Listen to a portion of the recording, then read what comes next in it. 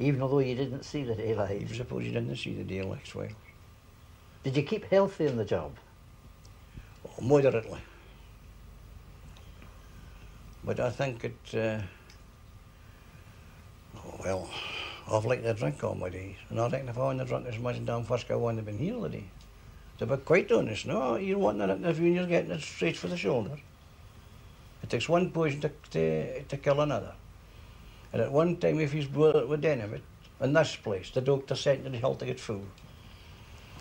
That was a medical profession at that time. Sounded a good we cure. go and get some fruits.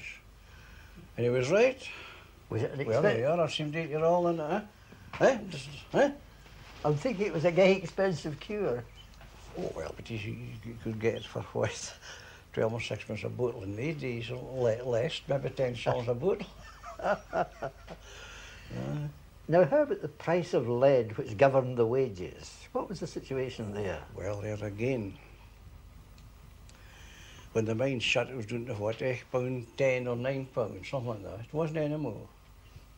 And it dropped it for between 60 and 70 within 18 months, less. From 60 and 70? Yeah, down within 18 months. So that was bad days for the folks of Wanlockhead. Bad days for any metal mines in the country, never mind Wanlockhead. And yet, after being away for a long time, you came back to the mines. I didn't.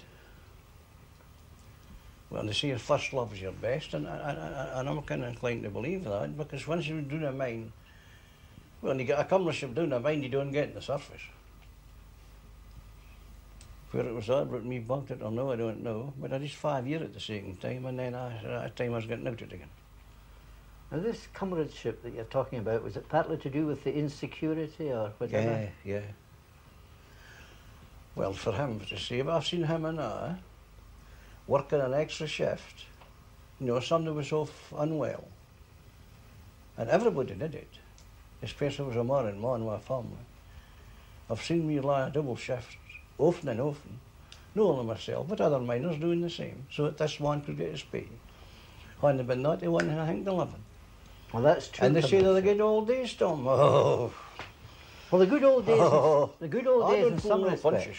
Eh? The good old days in some respects, that comradeship is tending to disappear now. It has disappeared. Definitely has disappeared. I'm sorry to say that up and down the country. Even amongst the miners it's disappearing. I know the same comradeship with miners now as what it was then. There's nothing like it. Is that why that you like living in Wanlockhead? There's still a bit of it about. Oh yes, I wouldn't live any other place. Nice wee place to come and finish your days in. Well, that's the best advert I've heard yet for living anywhere. Yeah?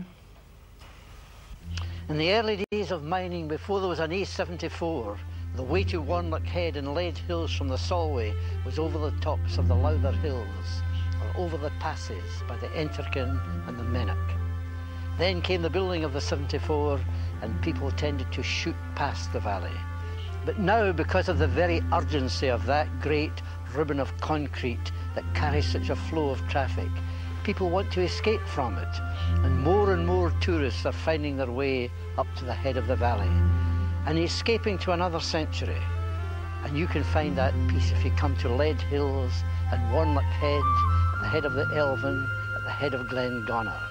A wonderful country where you're amongst the country of the grouse, and the folk here, a community of people who are so good to be amongst that my friend Jeff Downs Rose, who comes from the Midlands, has got a house here, and he says he's going to retire to it. Try and not overlook these villages. You're in for a treat, and they lie just above the Clyde.